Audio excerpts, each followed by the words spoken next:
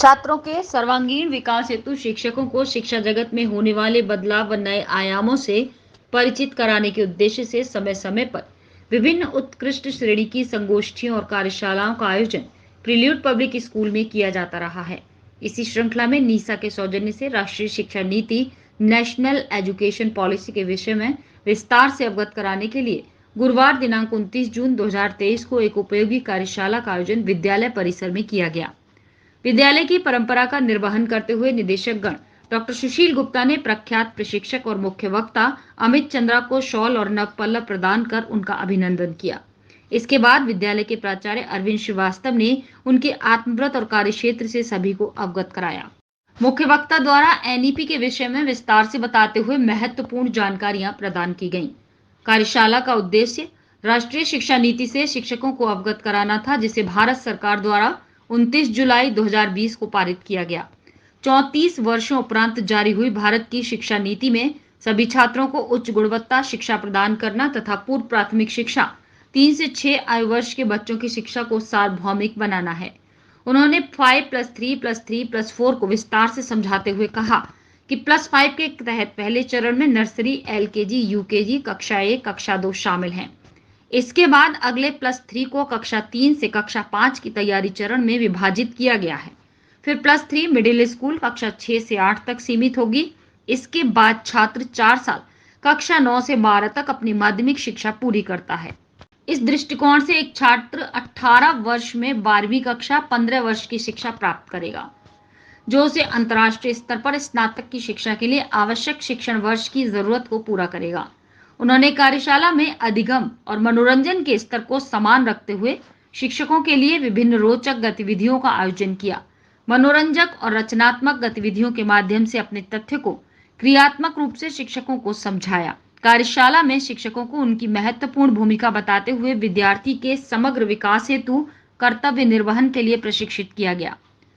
सत्र के अंत में शिक्षकों द्वारा अपनी जिज्ञासा शांत करने हेतु अनेक प्रश्न पूछे गए, जिनका मुख्य वक्ता द्वारा उचित जवाब पाकर उनके चेहरे पर संतुष्टि और प्रसन्नता के भाव स्पष्ट परिलक्षित हो रहे थे। विद्यालय के निदेशक डॉक्टर सुशील गुप्ता ने सभी को उद्बोधित करते हुए कहा कि सीबीएसई द्वारा एक सत्र के दौरान शिक्षकों के लिए 50 घंटे की कार्यशाला अनिवार्य बताई गई है।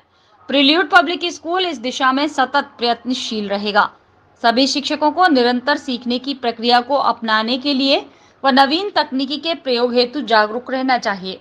उन्होंने पर्यावरण को हरा भरा रखने के लिए अपना भरसक योगदान देने के लिए प्रेरित किया। प्रमुख समन्वयक संजय शर्मा ने मुख्य वक्ता तथा सभी शिक्षकों के प्रति आभार व्यक्त किया। कार्यक्रम का सफल संचालन डिम्पी महेंद्रू ने किया। देश में काफ़ी अंतराल के बाद में नई शिक्षा नीति आई। नई शिक्षा नीति ने जिस तरह से चीज़ों को बदला है, जिस तरह से कैरिकुलम को बदला है, जैसे स्किल बेस्ड एक्टिविटीज़ के ऊपर ध्यान दिया है, उन्होंने काफ़ी चीज़ों में बदलाव किया है। मुझे पूरी उम्मीद है कि इस नीति से जैसे ही ये क्रियान्वयन इसका शुरू होगा, मुझे उम्मीद है कि आने वाले बच्चे हमारे भविष्य में बहुत ऊपर आएंगे। उसी के तहत कल एक कार्यशाला रखी गई, जिसमें श्री अमित चंद्रा नोएडा से आए और उन्होंने 2 सेशंस में पूरी शिक्षा नीति को समझाया, और जिसमें कि किस तरह की प्रॉब्लम्स आएगी, किस तरह से हमारे टीचर्स को अपग्रेड करना है, किस तरह से हमको आगे इस शिक्षा नीति को लाना है। एक बहुत बड़ी बात है कि इस वर्ष हर स्कूल में टीचर्स जितने हैं वो 20वीं सदी के हैं और बच्चे सब 21वीं सदी के हैं। इसलिए इस गैप को हमें टीचर्स को अपग्रेड करना है, हमें उनको ज़्यादा से ज़्यादा शिक्षा नीति के बताना है। मुझे पूरी उम्मीद है कि इस तरह की कार्यशालाएँ हर स्कूल में होंगी, और जिससे हमारे टीचर्स शिक्षा नीति को बहुत गहराई से जान पाएंगे। धन्यवाद। आज प्रिल्यूड पब्लिक स्कूल आगरा में नई शिक्षा नीति पे 1 दिवसीय कार्यशाला का आयोजन किया गया। इसमें स्कूल के सभी टीचर और नॉन टीचिंग स्टाफ्स को नई शिक्षा नीति के नए फीचर्स के बारे में बताए गए। उनसे इस पे चर्चा की गई कि कैसे 21वीं सदी में नई शिक्षा पॉलिसी एक नया रिवॉल्यूशन लेके आ सकता है और उस संदर्भ में क्या क्या रिकमेंडेशंस हैं और उन रिकमेंडेशंस को कैसे इंप्लीमेंट किया जाएगा, इससे टीचिंग लर्निंग प्रोसेस पे क्या फायदा होगा और टीचर्स को बच्चों को ध्यान में रखते हुए क्या नए नए पद्धतियों को इजाद करते हुए कैसे टीचिंग लर्निंग प्रोसेस को इम्प्रूव करना है।